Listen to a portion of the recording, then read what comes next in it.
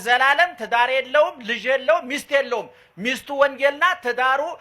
ክርስትና ነው ጎጆው አውደ ምህረት ነው አውደ ምህረት ይገኛል የጠፋህ ምን ነው አመሸ በላ የምትደውልለት ወንጌል ናት አውደ ምህረቱ ነው ቤተክርስቲያን ናት ቅድም ወንድሙ እንደተናገረው እማማ